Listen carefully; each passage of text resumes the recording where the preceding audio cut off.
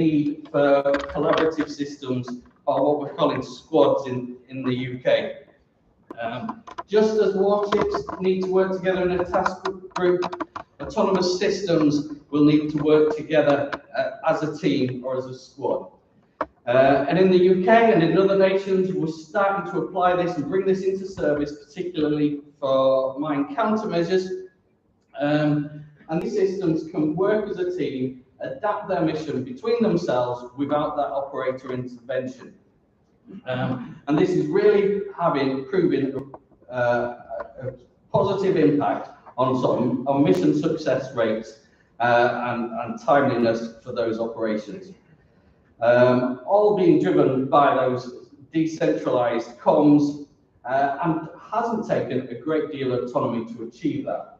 So that's been really a positive outcome for us. One of the challenges we now face in this area is developing the content and the tactics for other capability areas. How do we roll this out for ASW, REA, or force protection?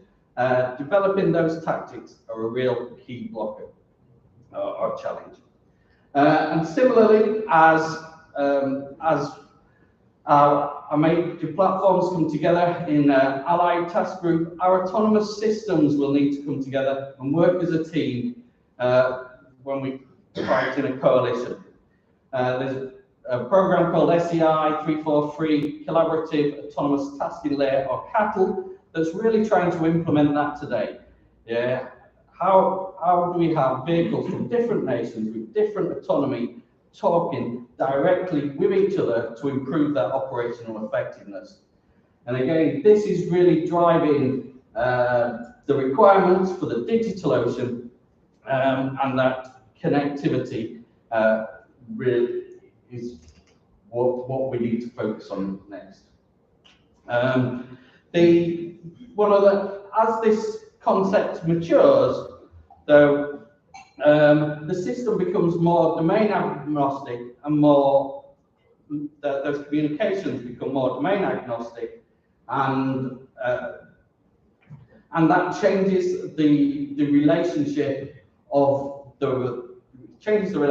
between the major warships and the autonomous systems. In the UK, we've just started a project called Autonomous Collaborative Partners, where we're introducing the concept of peer partner. This is an autonomous system that interacts with a crewed platform in the same way as crewed platforms interact with each other. It requires a lot more. It requires the robustness of those global systems. It requires the mission autonomy and the encoding of tactics, and fundamentally, it requires the connectivity that the digital ocean will provide. It's not going to be easy. Yeah, we can all create a nice image with lots of lines connecting lots of assets. And it's a good vision to have, but how realistic is it? And understanding our concepts of employment is going to be key to that. Yeah, we need to understand what data we need, where it's needed, when it's needed, and why we're transferring it around. If we don't understand those, it's not going to add value, and actually is going to hinder our military effect. And it's going to be a challenge. Just the scales in the ocean are vast, and the constraints of operating in comms limited environments, particularly underwater, are particularly harsh. Our last trials at REPMUS, international comms between vehicles was down to 32 bytes per message. It's not the same as walking in a shopping centre and getting 5G instantly. There's the practical implications about who's going to provide the infrastructure, who's going to drive the alignment of comm systems, of comm solutions.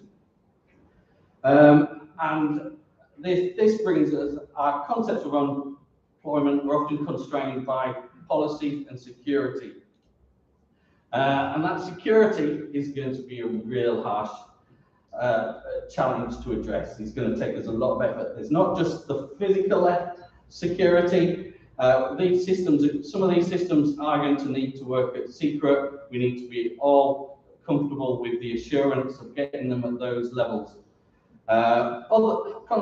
Alternatively, other systems we're going to consider more disposable, but we're still going to want them connected. How are we going to have that cross-classification connectivity? Are we going to have two networks in this digital ocean?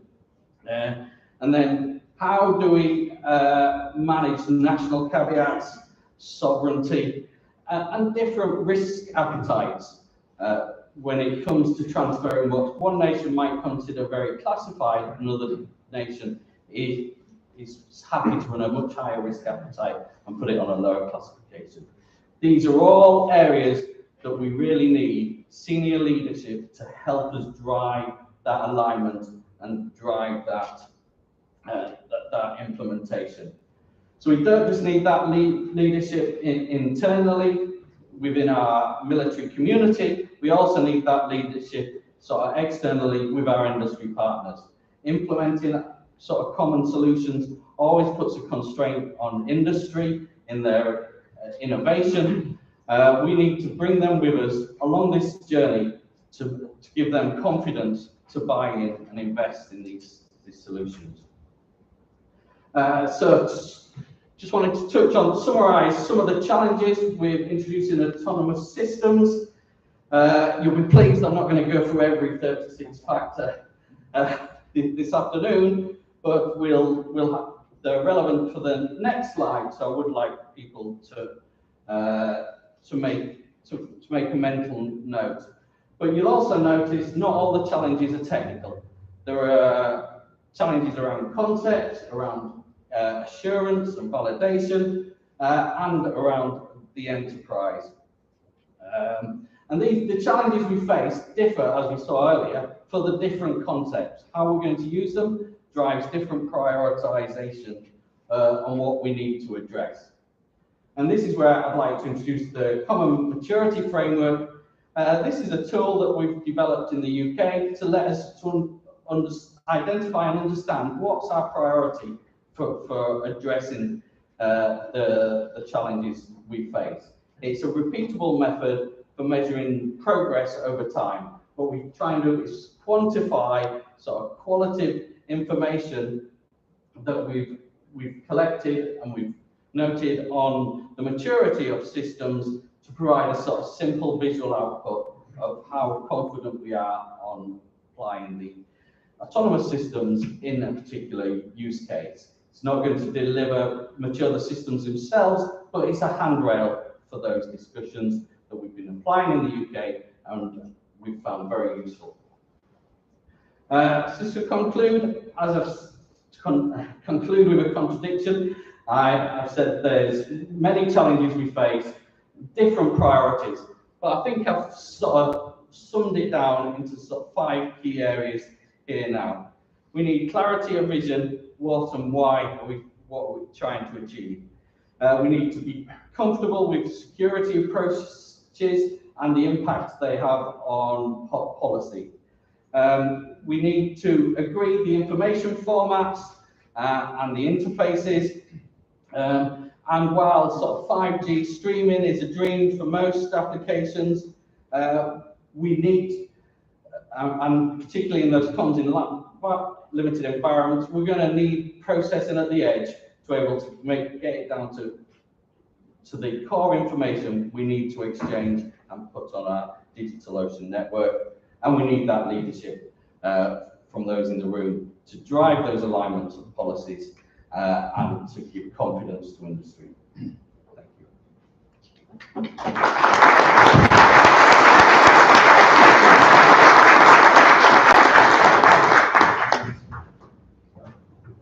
Thank you, Phil, for that excellent presentation. We'll take questions at the end of the entire panel, and obviously throw it out to the floor then. But next up, enters into an area which was formally announced as a new domain for NATO a couple of years ago, and something that's relatively unknown to myself, but it's going to be super important to the community as we go forward in terms of the potential disruption and game-changing impact it could have going forward. I am, of course, talking about space, and we're very fortunate today to have Professor Ioannis Daglis here with us today, who is a world-renowned professor of space physics at the National and Kapodistrian University of Athens, where he has been the leader of the Space Physics Group since 2020, and he is also the president of the Hellenic Space Centre. His specialisation pertains to solar system astrophysics and space applications. So it gives me great pleasure to welcome you, Professor. Thank you. Good morning, everybody. Thank you for the introduction. So I don't need to say that I'm probably a bit exotic here. I will not speak about space physics, which is my real life occupation. So the organizers kindly invited me here in my capacity as the president of the Hellenic Space Center, as already mentioned. So my talk will not be a technical one.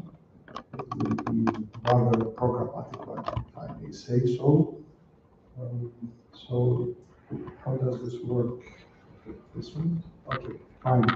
So let me say a few words about the Hellenic Space Center. It is a relatively young government agency. So we got our first engineers in spring 2022. And our main responsibilities, we are under the Ministry of Digital Governance. And our main responsibilities are to contribute to the formulation of a national space policy, to coordinate the public and private sector through synergistic space projects, to provide satellite services to the government and to the citizen. So I would say this is probably the most important responsibility of the space of our center. And some of the services are also dual use, of course, from their nature. To participate in international committees relevant to space and to international organizations, like, for example, the International Astronautical Federation, and to enhance capacity building in Greece at all levels. So this is the mission. And I will briefly speak about our first real project, which is a design and implementation of a small national small satellite project, constellation that is focused on Earth observation, obviously, and it also includes some dual-use applications. So just to mention, for those who probably are not aware of this, Greece participates in all European Union space projects and also the European Space Agency, which means that Greece is using, for example, Copernicus, which is the European flagship for Earth observation, which is, of course, very useful to all EU member countries, but the resolution that is provided by Copernicus is not enough, at least not for the needs of our country, because the resolution is relatively coarse. It's something like 10 meters. And the needs of Greece certainly go beyond that. So our aim is to design as I said, to design and implement a system that would provide resolution better than that is available through our through the EU Copernicus system. And yeah, this is it. So as I already said, we have already initiated the design, and our engineers are working on it. So it will be an optical. We will start with an optical system with a possibility to also include SAR, synthetic aperture radar, in the future for different applications. And we will use, we focus on CubeSats, so microsatellites actually, which are more appropriate for a small country like Greece, and they have also a lot of benefits, of course. Probably one of the main virtues, I would say, is the reduced cost for a small country. They are not as expensive as big satellites, and they are easier and faster to build. Fast to build is very important, of course, and they have a higher return on investment. They are easier to launch. Launching is more affordable than bigger satellites. They are highly agile, and it is, of course, much easier to develop constellations.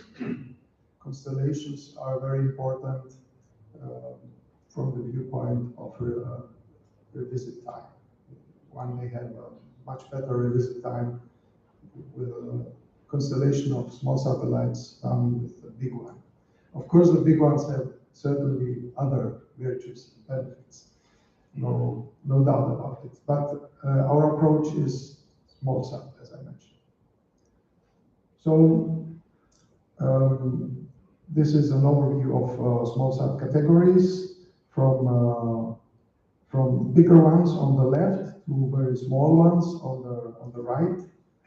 We are already going down to femtosatellites, which are practically flying chips. So we are concentrating on the green ones here, which are in the lower end of microsatellites, which are the 10 to 100 kilogram satellites. And they are from 6U to 27U. So this is the category that we focus. This is the work plan of the center. So we are in the first phase, as I mentioned, which starts from the definition of user needs, applications and mission objectives. We have been through a consultation with government agencies, with the public and private sector. So we have, thank you very much. So we have identified, first of all, we had to identify what exactly the awareness of the government, of the various government agencies with regard to space services is, which is not self-evident. Because up to now there has been no centralized coordination, so to speak, of the use of space services in Greece. Definitely various ministries, the army, of course, so many different government agencies have been using satellite applications and satellite services and products, but without strong coordination. So our role here is, the role of the Hellenic Space Center is to assume this role, to coordinate somehow, to collect the needs and to coordinate the provision of services and products that are needed by the different Greek government agencies. So the next, this has been done, as I mentioned, and the next step is, of course, to work on payload scenarios and to conduct a trade-off analysis, which is very standard when one is designing a space mission, any space mission, and then to go on to decide on what configuration we would proceed with in case of constellation. Okay, so that's where we are. The rest will come later, which would be the feasibility study and the implementation of the selected configuration. So a few words on applications that are important for Greece. Greece has an important agricultural sector, So there are a lot of applications that pertain to agriculture, and especially they are very important as a support to the CAP, to the agricultural policy, the common agricultural policy in Europe. But we also have several urban and environmental applications in mind. So urban applications refer mainly to the land planning and urban environment planning. Environmental applications refer to illegal activities and monitoring protected areas, these kind of things. And then we come to what is probably the closest thing to this meeting here, the maritime applications. So these include, of course, surveillance, which is always important and critical, pollution detection, in particular oil spills. 2 days ago, we had a meeting with the Ministry of, now I don't know the English name, yes, naval, maritime, yeah, with regard to such a system in coordination with the ministry, of course, always. Port monitoring, also coastal degradation, which is a big issue nowadays because of climate change.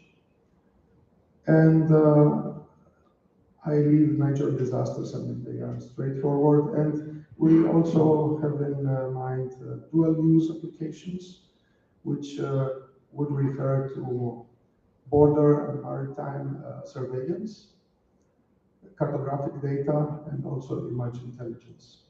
So these are, it's quite a broad collection of applications. And I have a few pictures here, just visualizing some of the applications that we aim to implement, like port monitoring, also fish gauge monitoring, because there is a significant industry, fish industry in Greece, oil spills, ship detection and classification.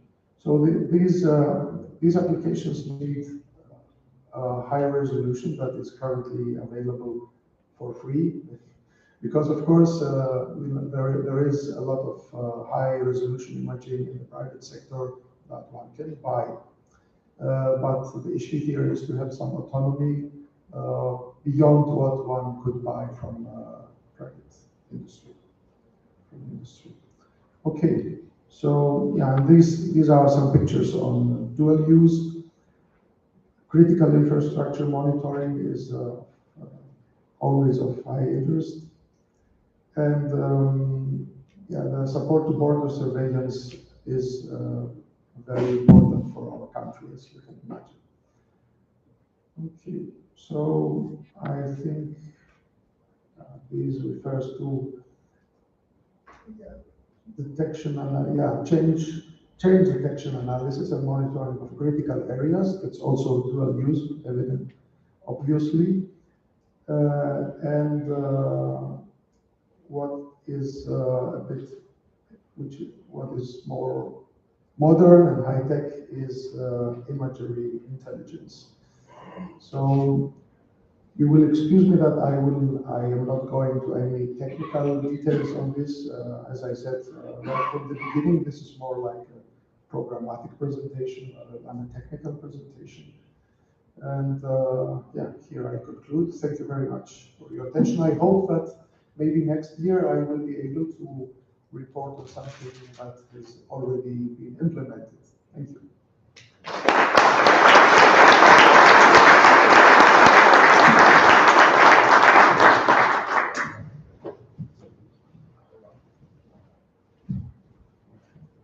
Thank you very much, Professor, for that excellent presentation. Something tells me we're only really scratching the surface of exploiting that capability as we go forwards. Our next speaker has travelled all the way from the Middle East to here today. He's coming off the back of a distinguished naval career, having commanded at every single rank. He's known to some as a maverick, and the reasons why basically, when we are talking about a digital ocean concept, he just decided to go and do it in the first place and practically deliver one. I'm really excited that he's found time to come here today. He's a great friend, and it gives me great pleasure to welcome the founder of Task Force 59, the world's first AI and unmanned task force in the Fifth Fleet, Commodore Michael Brasser. Thank you, Sean. Co-founder, because Sean co-founded it with me. Very, very happy to be here. Not always great to go after an astrophysicist, but I think I will try and say some big words and hopefully follow you with distinction. What I'd like to do today is start with a 5-minute video. This video was actually inspired by the IAB's video, the NATO Maritime Unmanned Systems Innovation Advisory Board. They did a really great video kind of telling the story, visualizing what a digital ocean is. We took our take on it in the Middle East. I want to show it, it's 5 minutes. Please keep in mind it was filmed at 4 in the morning. I'm not that angry, I'm not that grumpy, but I'm narrating for it. So if you can show the video, that would be fantastic. Imagine a future with a digital ocean. A vast, integrated network of sensors from seabed to surface to space, including unmanned systems, subsea sensors, ships, satellites, buoys, and other critical technologies, both from us and our partners. This isn't decades or years from now. The technology exists today.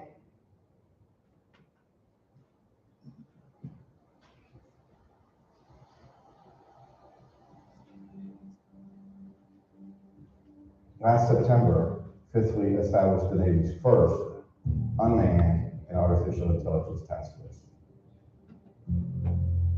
This launches us on a journey of discovery and innovation.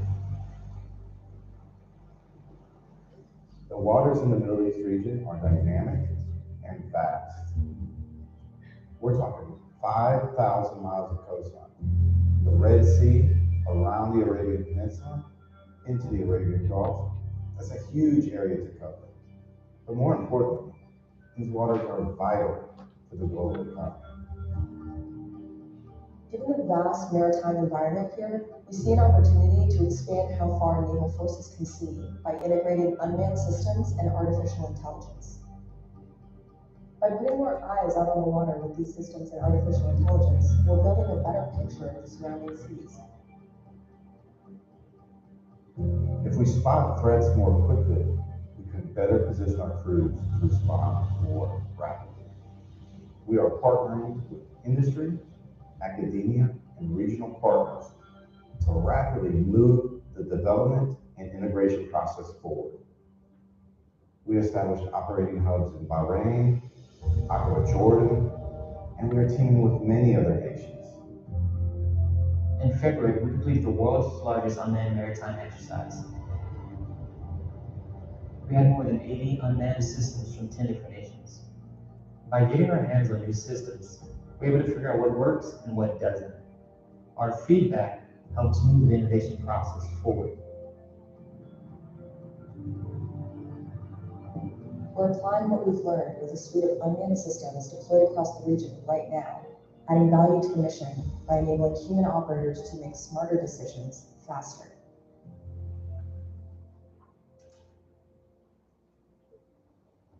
So where are we going? After the success of the International Maritime Exercise, we established a goal to build an unmanned surface vessel fleet, and we are moving out rapidly. No Navy acting alone can protect against all the threats here in this region. The region is simply too big. So we must address this in a coordinated, multinational way. How are we doing that? So today, I'm excited to announce our vision to create the world's newest unmanned fleet. The goal, by the summer of next year, 100 advanced unmanned surface vessels will be patrolling the waters around this region. This will be a heavily partnered effort. In fact, a significant portion of these vessels will be operated by our international partners. We are seeing that these systems can drastically expand our shared awareness of what's happening at sea. They stay out to sea for months, mapping surrounding waters using artificial intelligence, to alert our command centers and cruise ships when something warrants our attention. I think we are truly on the cusp of an unmanned technological revolution. We will build on the assets we already have and create an interconnected mesh of sensors and real-time data fused together with artificial intelligence to build a clearer picture of the operating environment. Now, this is an ambitious goal, but it is achievable because of our incredibly talented team. This is not just about the technology. It is our people that has us on a path to realizing this vision together with our partners in the region. Harnessing these new technologies will allow us to rapidly improve maritime threat detection, build an integrated unmanned and artificial intelligence network with our partners, and with support from industry, academia, and our strategic partners, I believe that we can achieve safer seas, a stronger protection of global trade, and a more prosperous future for all.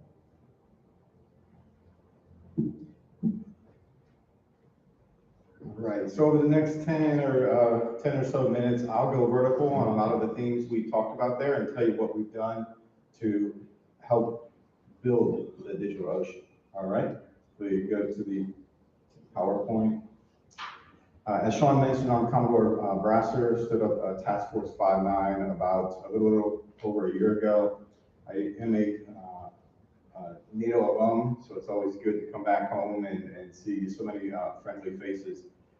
In many respects, Task Force 59 was conceived in Brussels and born in Bahrain. So there's a really strong connection to NATO, and I'm very, very happy to be back. Here's the program, and I'll move through it fairly rapidly. So here's the big picture.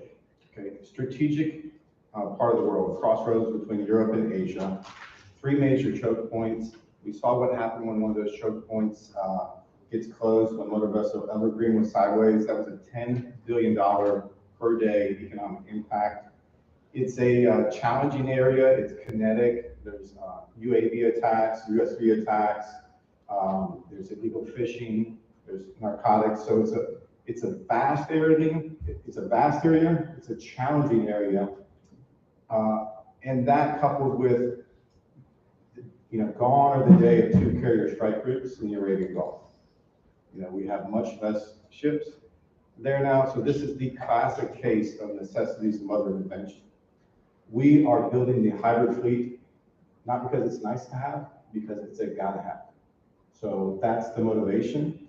We believe a lot what we learn in the 5th Fleet is exportable to the 6th Fleet in Europe and in the Pacific.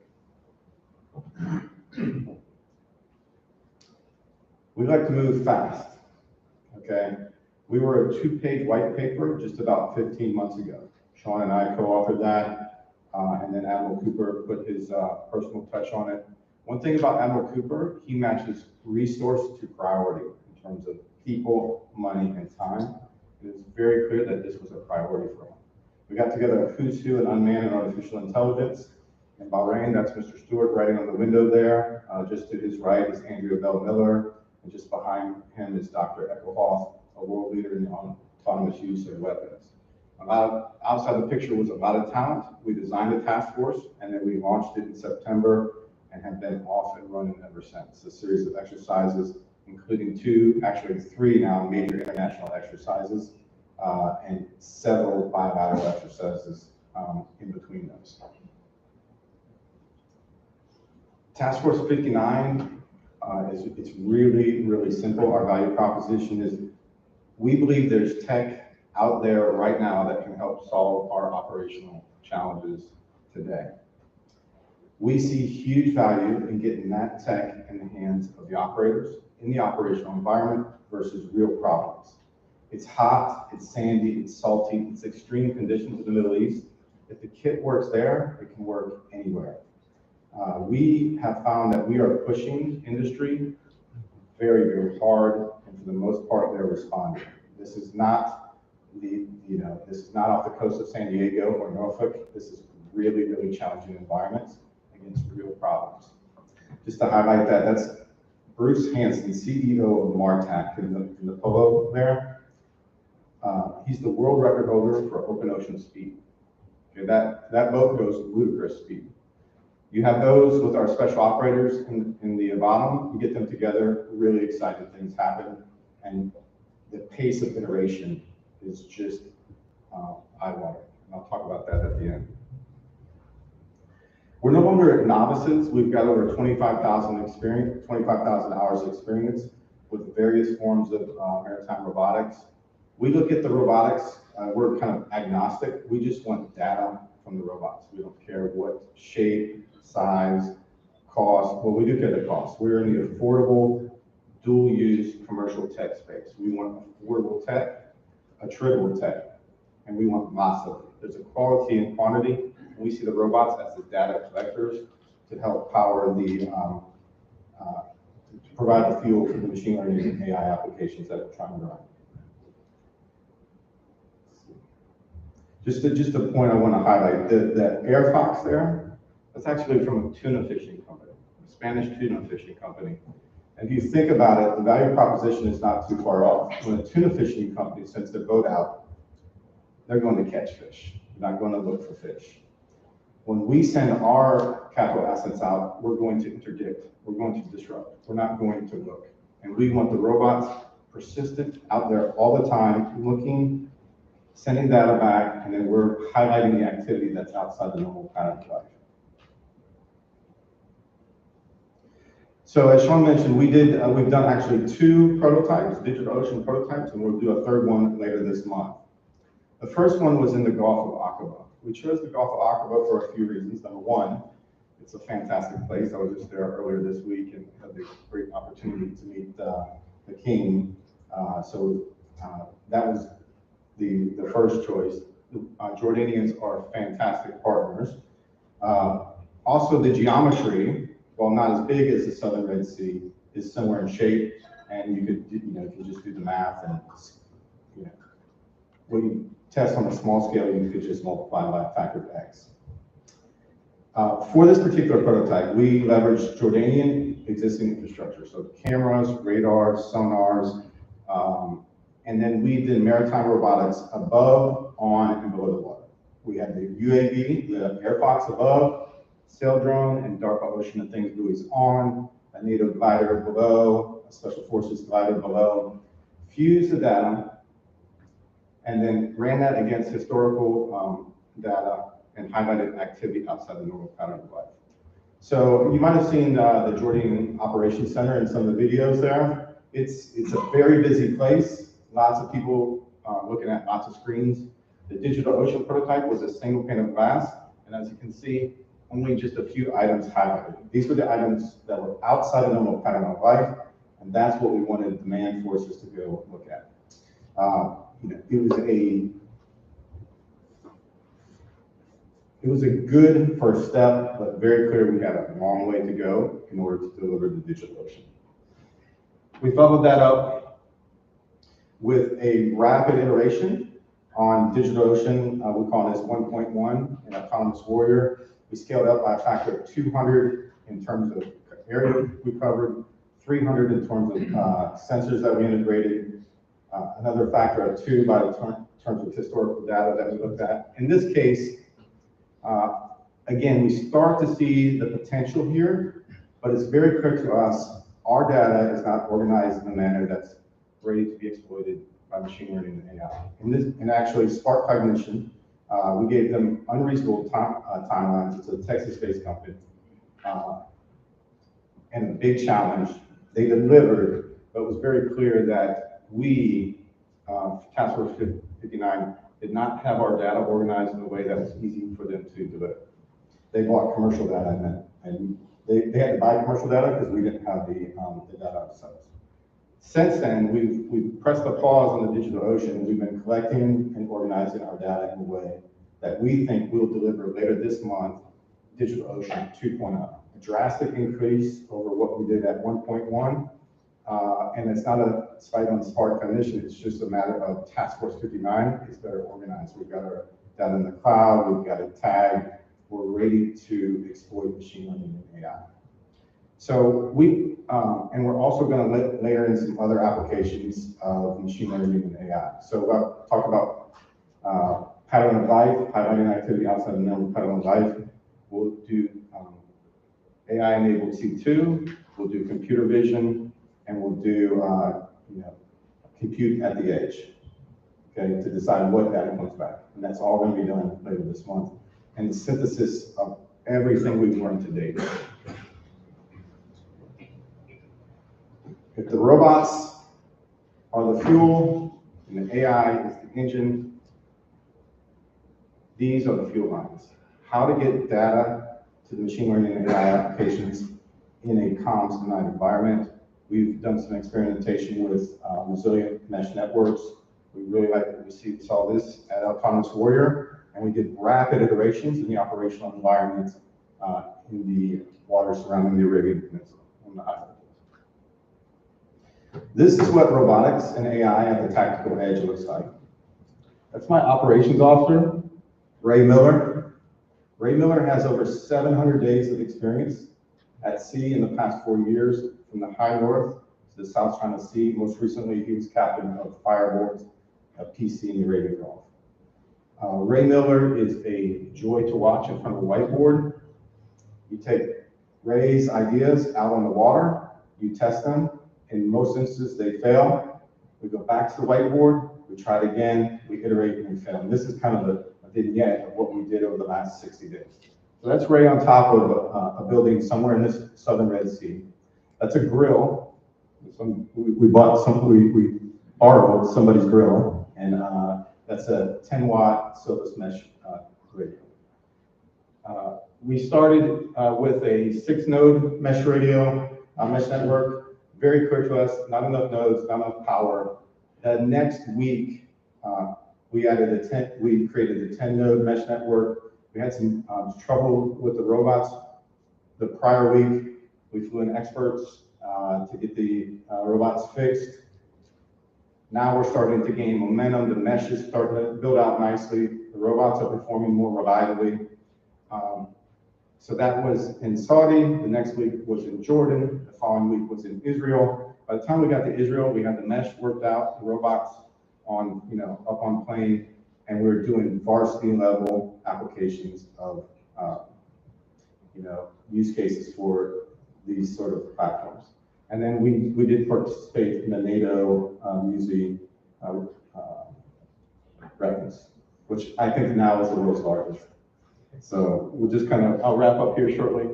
But I just want you to take away the pace of iteration is really, really valuable because you're learning from one week to the next and you're improving from one week to the next. I think this just kind of highlights the partnerships throughout the region. They go pretty deep and wide. This is just a visualization of the video. Ultimately, we're trying to build a digital ocean to get into maritime domain cognition. We want to be so clear about our understanding of the maritime so we can be very, very precise in how we deploy our manned assets.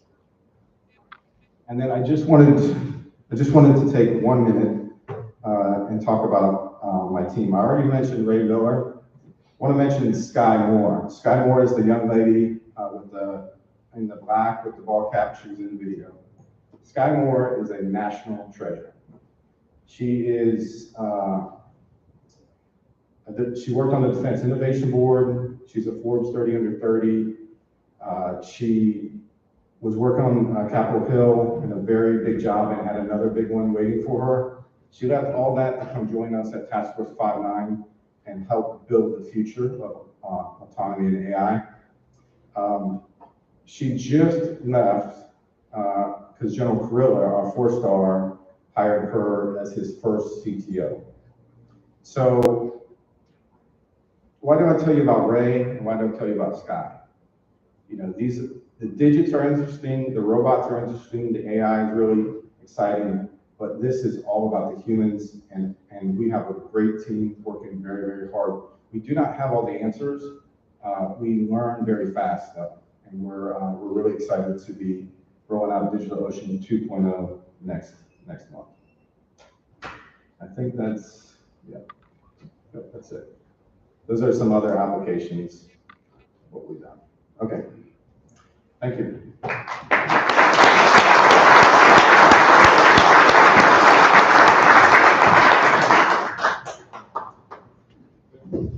Thank you very much. Lots to take in there. An excellent presentation.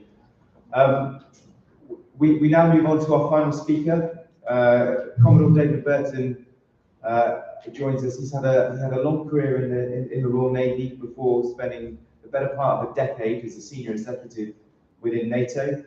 He is currently the director of the Anti-Submarine Warfare Deployable Barrier Smart Defence Programme. And he joins us today because he's also a go-to strategic thinker in NATO circles. And he's going to give an overview on how to make DigitalOcean a reality and some considerations that we should take on board as an alliance. So David, welcome.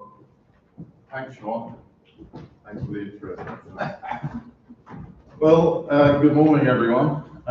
Really great to be here. Whistle-stop tour from the UK, storms in the UK, but great to be here, particularly last night. Wasn't last night fantastic? Really, it was worth coming just for last night because the discussions I had, I'm looking around the table here, some a little bit confrontational, but all in a positive way. But I think we need to realise there are people in this room that can make a difference. The challenge is joining them up and getting them pointing in the same direction. And the other challenge is around leadership. So it's a real privilege to be here just to say a few words. I think I'll talk later about the Allied Underwater Battlespace Mission Network, which is the thing we're driving with 13 nations. So today I'll leave that for this session anyway. It's great to follow all these presentations because the chances are they've covered all the ground and they have done a lot of that extremely well. As we say, they've eaten my sandwiches. But I'll try and give a few sort of thoughts in terms of the way ahead. So there's the NATO piece, and we'll talk a bit about that. But there's also this whole drive outside NATO to address maritime issues. In the NATO context, we spent 30-odd years worrying about land warfare. But wow, the pendulum has swung back. I'm looking at Wayne there. And the maritime is back in vogue. And we only have to look at Ukraine to say, wow, is what's happening there, has that changed the way warfare in the maritime domain will be conducted in the future? I think it probably has. Let's just try and get this right. Big one? Okay. So the first point I want to make, I'm just going to fire some ideas out there and hopefully there'll be a good catalyst for discussion. So leadership is everything in this space, and it's not just NATO, it's not just the military. So I think our first point is that the landscape or seascape is security, traditionally the remit of NATO, but also sustainability. And Michael and others have talked about this whole issue of transitioning from assets to data. So this is all about how do we join things up from a data perspective, and then how do we exploit that data, and how do we form that coalition to do that? Now, it's not just NATO. If you look at what's going on in the UN at the moment, they have this so-called decade of the ocean, and they're really all over this topic. They've got 10 work packages running. It's worth a look, and with that comes resource and finance, and of course we need that to make a difference. So I'd recommend that, and I think it's the 8th challenge that they're running is all about digitizing the ocean. So there's immediately a correlation with some of the stuff that we've spoken about and will speak about moving forward. And I've no doubt at COP27, the ocean, the maritime, is going to be on the agenda. Sean, have you shown the IAB video? Yesterday to the internal group. Yes. Okay.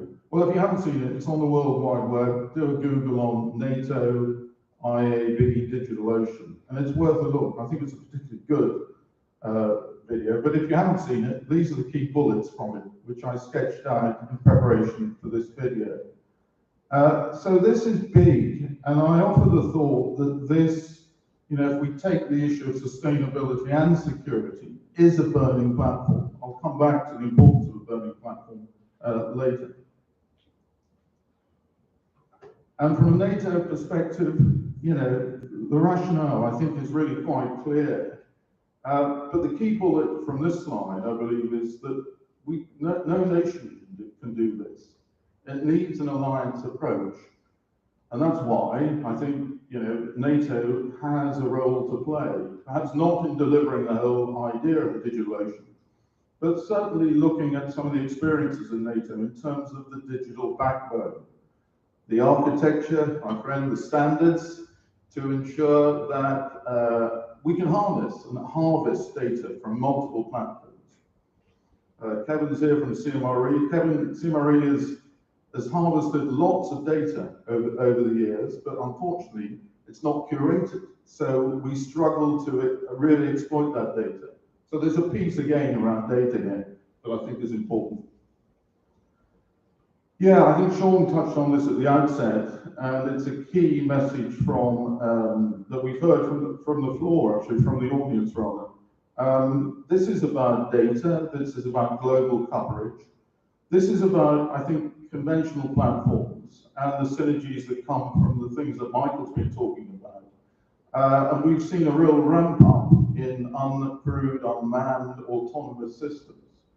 And I think, you know, there's a really important issue here, because we're transitioning from what I would call a small number of large platforms to a large, or indeed very large number of small platforms. And that creates opportunities, but it also creates challenges. And so what's the vision? Have we got a vision? So I've thrown out a few ideas here. I think, you know, we're in the business of transformation. And any change program, we need clarity of vision. What are we getting after? So I think one of the things we ought to do is to nail a vision collectively, such that we can all use it, such that it forms a community of interest around it to deliver. So we need the vision. This may not be it. It may need to be married with the United Nations, but I think it can be ever so powerful. The United Nations have a vision which is around the science we need for the ocean we want.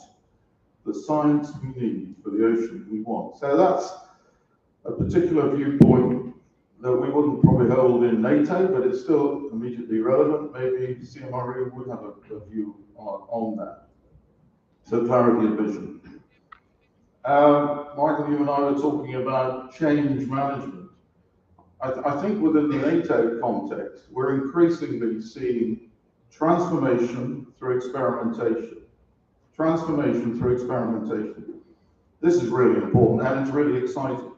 So if you look at what's going on through operational experimentation,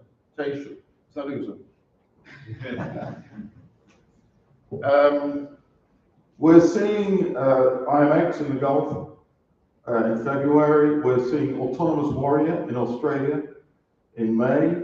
And then we're seeing REPLIS followed by Dynamic Messenger. These are exciting times. And many of you were at REPLIS. Wow, this is increasing in scale, in engagement, industry engagement in particular.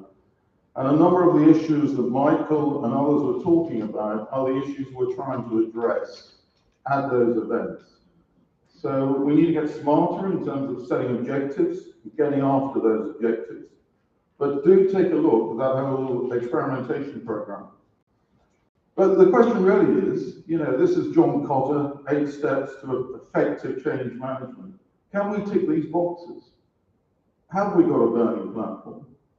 Well, you know, the presentation I was given in a NATO forum would say we really have, purely from a military perspective, we seriously have. But if you add on to that the sustainability issues, I think there is a burning platform. Have we built that team? Well, I think many of the team are in this audience, but I think even there we need to get stronger together.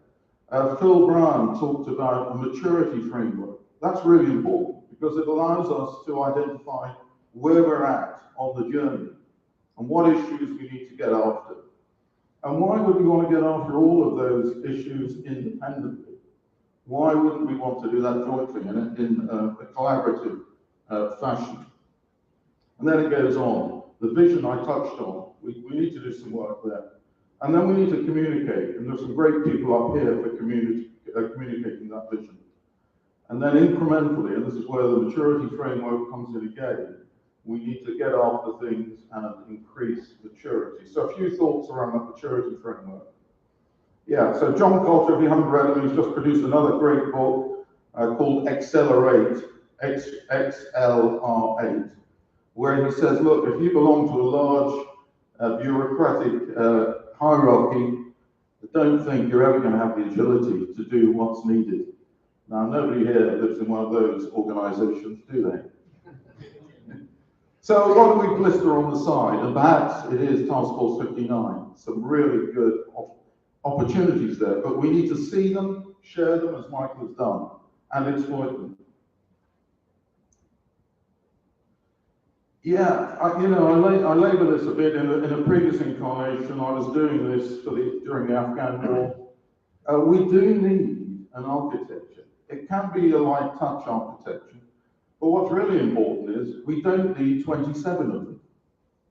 So there's a piece of important work here, again I'm looking at the NIAC, which says what are the key building blocks for this architecture? Design principles, joining rules that we can develop and share, particularly so we can engage industry in a meaningful way and guide them and direct them. We're not doing that at the moment, and we need to. But that architecture piece does need to come with some authority and responsibility. People need to take it seriously, because that's the engine room that will drive change.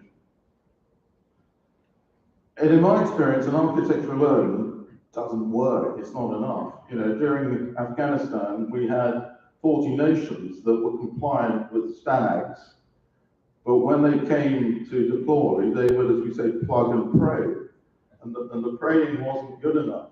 So there are a number of ways of implementing standards, and I think therefore we also need a reference environment. And there are opportunities here. CMRE has an embryonic one. 4Acts I was talking about earlier. Nations have opportunities, but as importantly, operational experimentation in, for example, the Gulf or Troya in Portugal. A great opportunity to build that reference environment where nations and industry can come and plug and hopefully play as a rehearsal to the real thing. And that hasn't necessarily got to be in water. So there's some great dialogue going on at the moment about how do we do this in a virtual way, a synthetic way, and putting in place some key building blocks around C2 data in the cloud that nations and industry can plug into in advance of any OPEX or live event. Seems to me a logical thing to do. But within that architecture, we're no longer dealing with hub and spoke architectures, point-to-point architectures. We have to embrace change, and we have to bring those industries on board that can advise us on such things as edge computing and what that means, and how we take forward this really important subject of autonomy, but do that within a regulatory framework that we're allowed to operate in. So new approaches are required. We have to embrace them. And I come back to the point I made earlier. We've got to transition from talking about assets to data. The asset is almost meaningless. Well, it isn't, because it's important to harvest the data. But this is about exploitation of data. And that will bring in different industries, new industries. So we have to take that whole piece on board. No longer platform-centric, much more data-centric. And I think this is the final slide, just as a taster for discussion, is, what's the value proposition here? And how do we engage industry and academia? How do we do this nationally? How do we do this within NATO? Are we preparing for Diana? Have we got a range of challenges coming up that we put in front of Diana to close known capability gaps? Do we use our own in-house capability through the NIAC? We need a plan for this, and that needs, in my view, to be centrally generated. And that plan needs to engage not only the big SMEs, but fundamentally, the big primes, but fundamentally the SMEs as well, because that's where a lot of the bright ideas will come from. But if we don't do that within a framework of an architecture, we'll just get independent stovepipe solutions. So I'll stop there. Thank you for your time. Hopefully a few thoughts there that will feed some of the questioning. Thank you.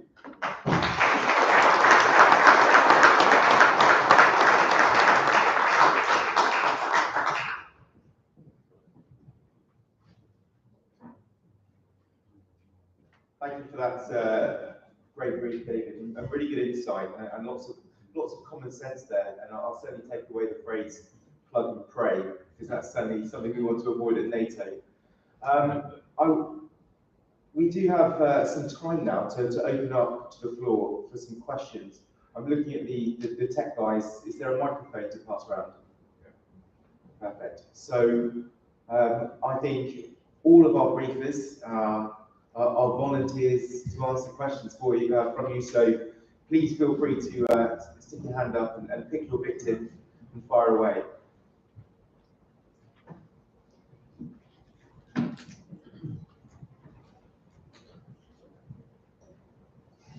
Good morning, I'm Dimitrios Kavulakos. I'm a retired admiral of the Hellenic Navy. My question, I think I will shoot many directions, is supposedly leadership says, I voted, I'm for that, I want to do it, I want to tell my people what to do. How does somebody get on board? And if we are going to have a common reference environment, which I understand is a necessity, how do we avoid what we have seen in NATO and EU, that there are a few ideas, and then there is politics around it, support mine, support mine, support mine, and until we decide which will be the reference environment, resources and time will be wasted. So my question is, if you had the full support of leadership, for example, country X says, I love it, I want to see my flag in the 10 nations, for example, in Arabic Gulf, I want to send my people to support in a reference environment. What are the next steps? Because I think what is needed now is not a selection progress for the best idea. It's a good idea that we will all embrace and put our money and time and people and resources. It is a question, I believe, but I have the argument, yes, it's great. Let's start and we'll improve it on the way. But how do I do it? Thank you very much.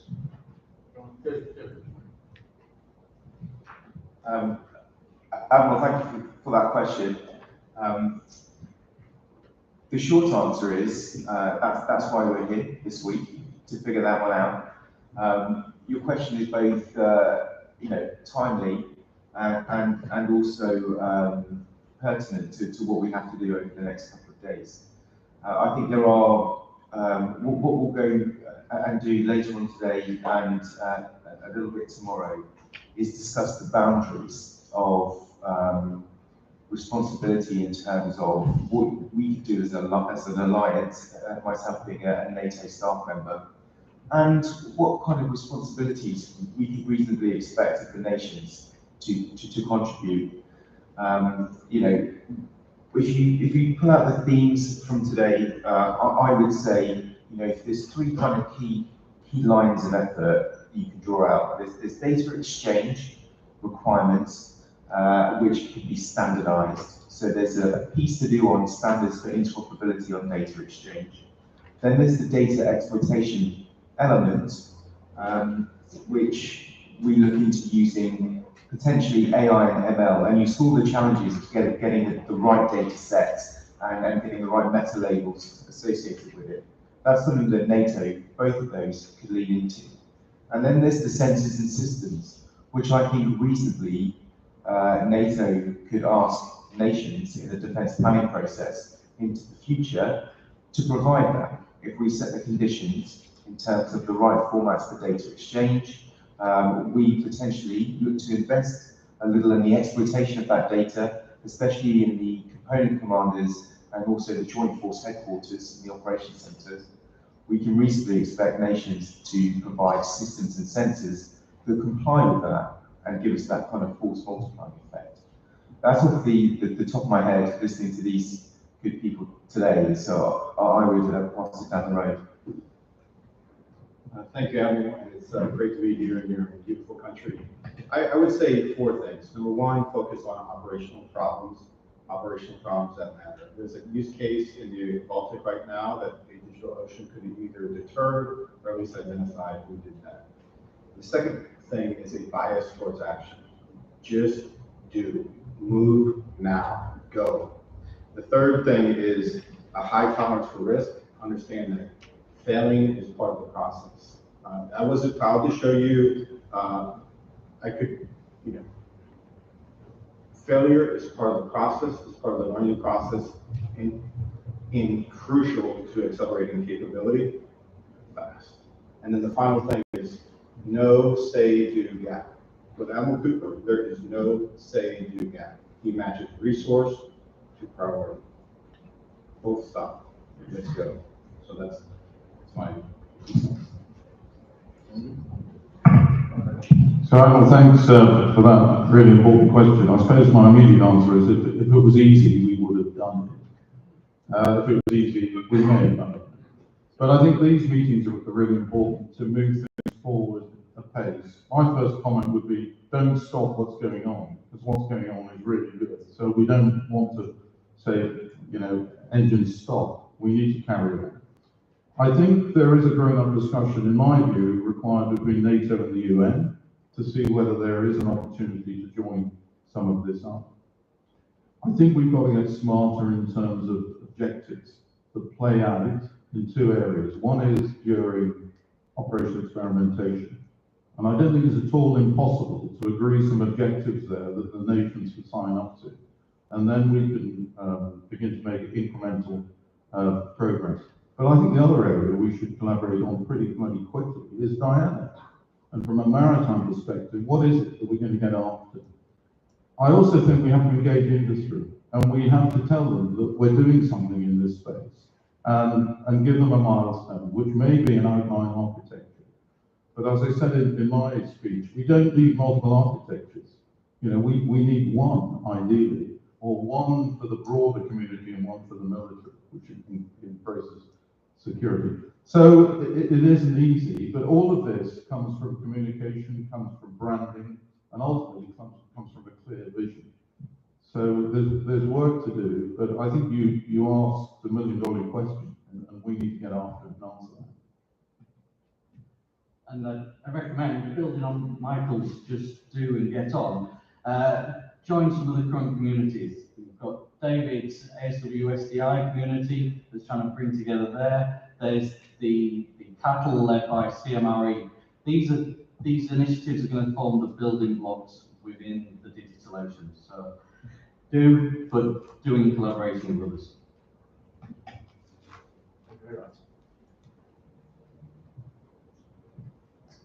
Hello, thanks for the presentation. My name is Angelos Tereklos. I represent a Greek startup in the field of underwater. I was very happy to hear about NATO Diana, and actually also the second mention. So my question, NATO Diana is a $1 billion fund that will be allocated to innovation in the next years. My question is, how do we make sure that NATO Diana, the operational and technology gap that we have, they come together, we bring talent together, we bring the technology together and the resource together. So what is NATO doing in securing that gap and Diana will work together?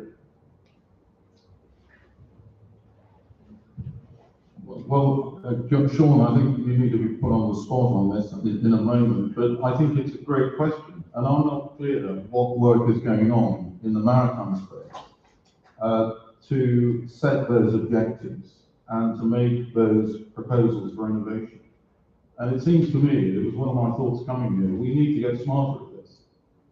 So, reach out to those that are involved in Diana and I'll ask this question. I've got a meeting coming up with Imperial College in the UK to get a better idea on this.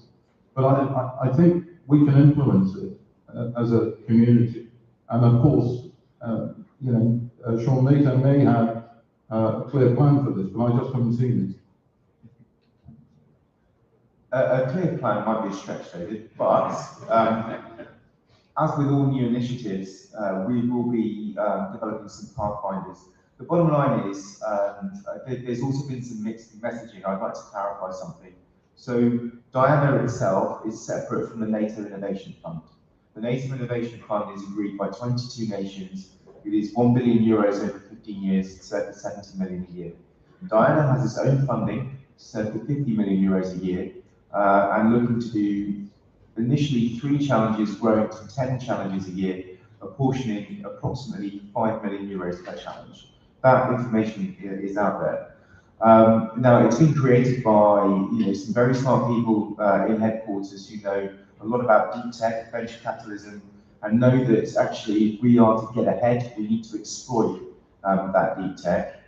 Where we come in as the armaments community, which is gathered around and in the realm of capability development, is we act as the kind of bridge, really, and the touch points. We have to listen to our operational community who will set the demand lever in the near term, but also think about future force development and come up with challenge ideas over the course of the next couple of months from the community to feed into the Diana process. Now, it's not all about TRL 2, 3, low stuff to pull out. Some of it will be focusing on dual-use technology that's relatively high TRL. We might want to switch and use in the military context. Another might just need getting over the line at TRL 5 or 6. So I think what you'll see in the first year is 3 challenges from all the domains adopted and taken forward. They'll look to achieve some wins, and you'll have a low, medium, and high TRL challenge to be managed through the system. And every time we'll be learning as we go. And it's incumbent on the armament communities within NATO to develop and articulate those challenges, because the armaments communities are uniquely positioned with ties to industry, academia, and S&T, science and technology research, and also the sort of military capabilities development side. From us in the maritime domain, we'll be getting a list together and approved and discussed with the SMEs over the next couple of months, and that will go into a big mixer with the air and the land ideas as we push forward, and it'll go into the Diana governance machine to get it selected as potentially as a challenge going into 2023. I hope that answers your question.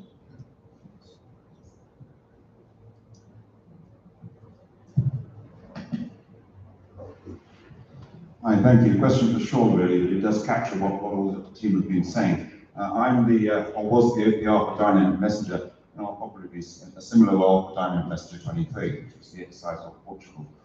The key enabler or the key takeaway from that exercise was the importance of the mesh network that was delivered. Noting that elephants are eaten in small bites, how can we, in some way, procure a mesh network that we could use in Marcom with the SNF to enable them to range extend to deliver the MSA that we require? I guess there's probably not an answer, but discussion nonetheless. Sean.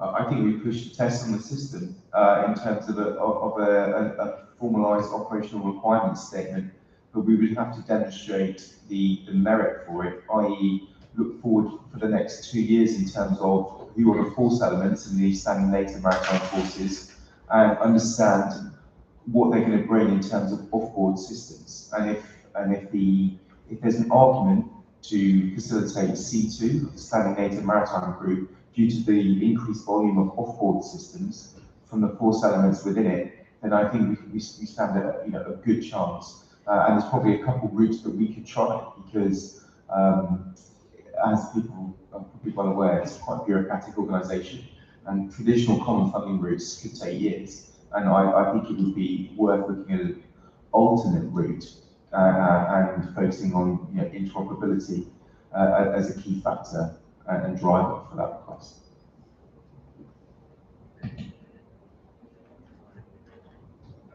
I don't know if you want to say anything about the mesh network, because you provided it from 5.9. We provided it for this one, and we'll provide it next year, so you'll have another year to do that. we see huge value in it, where, you know, the robots themselves are actually nodes in the mesh and help improve the resilience. It's a self-healing mesh network. It's very hard to disrupt. And we like what we're seeing, not only at Rep, we learned a lot there, and then we quickly applied it in theater. So we'll bring it next year as well. We had that 26 node mesh network at the Rep, which I believe is now the world's largest maritime unmanned systems exercise, right? Do I need to correct that on my video? That is correct. But I'm actually just going to swing back to you guys in IMEX 23 for additional horizon.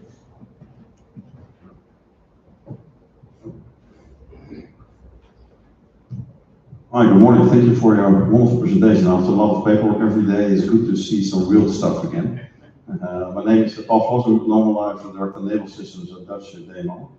And I see, as we fill you a nice presentation, you ended up with a lot of challenges, basically answered by Michael, because part of them he's doing it, so that's wonderful. Yeah, but one player, and that's not really a question, but also a remark, because a lot of my time at the moment is consumed within the EU programs we have. And not all of you sitting in the table are EU, I realize that, and we're here for NATO. But also talking about architecture, that's the EU program as well. So how do we assure, apart from all the players now, making sure that there's no data or knowledge lost, also capture what happens there? And that's not all, Diana's not going to win a war, I'm quite sure, but especially not, you know, the huge amount of money there is not enough to make a big change. But the same applies also to the EU. Things are not going too quick, but things are happening there as well. So how do we manage that the information coming out of that, because that's not knowledge which is secretive or stuff like that, will help us, all of us, because at the end we have to win this war and make this happen what we discussed today. Now, how do we ensure that these EU developments are also included in it? You make a really valid point, and one that we have considered from the outset. So when speaking to seniors within NATO, they want us internally to come up with a plan first on a way forward before endorsing engagement with the UN and EU. So we were going to, originally we were going to hold a conference with representatives invited from both of those organisations, and actually specialists in those areas, because there are many programs. I know Ian has a lot of engagement with the EU as part of MUSI. There are a lot of programs that do almost exactly the same thing. So we do need to double up and work smarter and not harder. So short answer to your question is it's the next step once we have our own house in order, once we understand the roles and responsibilities of the nations and NATO's and alliance. Yeah, and be aware that things in the EU are not going fast, but they are improving as well. So this architecture, you should not have two architectures. Yeah. That will be the most disastrous there is. And for me, NATO is about standardization, and that's what I always say also to my bosses. And development we do in NATO and EU, mostly EU, because there's much more money there. But we should standardize in NATO. That's from my point of view, the basics. Yeah, if I may, and I don't know if Ian wants to speak, because I know he works tirelessly to try and join things up with the EU. But my comment was, look, there's resource there, and we should look to collaborate on it. And I would throw the ball back a little bit and say perhaps those nations that are in the EU can continually make this point, that we don't need two architectures, that we have to find a way of doing this once. And because it's so important, it's too important not to. Ian, would you comment on the work we're doing if you've got the microphone? Yeah, just briefly, I think the great benefit really is that very many of the people that are working in the EU projects are the very same people that are working within the NATO projects. And so those nations that have a foot in both camps also have a responsibility, and I think they do discharge that quite well, to ensure that there is commonality between the approaches. And then what you then end up doing is you end up force multiplying rather than duplicating, which is what we try and achieve. I'm also very pleased to say that we do have some collaborative programs with the EU in our operational experimentation side. Some of the EU projects that are dealing with architecture, particularly on the MCN side, for example, we're actually now starting to do some collaboration. Not easy, because there are political challenges or political hurdles that always challenge us when we deal with the boundary between the EU and NATO, and I think most of us in this room are aware of those. But there are ways around it, and we are making progress. So yeah, very, very much a really valid and vital question, but one which I think we can overcome if we're clever, and we try to. I just want to add 2 points. If you want to collaborate now in the operational environment, you're welcome to send officers to Task Force 59. Just so everybody knows, we do have officers from the UK, Canada, France already on our staff, and soon we get Dutch, Danish, possibly Norway, and others. So there's an opportunity to learn in the operational environment very quickly. And the second point I wanted to mention to Phil, we are, Task Force 59 is using the common maturity framework, and obviously providing the feedback.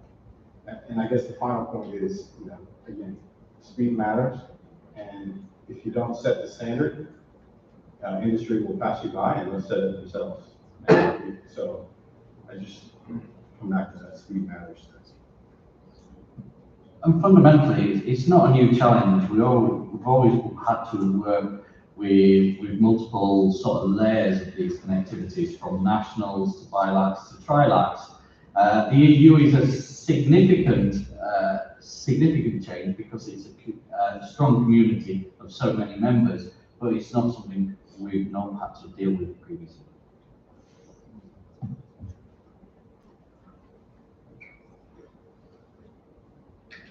I'm looking at the Admiral. That's our time up, isn't it? Right. So I believe it's a coffee break now, so we'll be available to continue the discussion if you want to find us outside, please do. Thank you very much.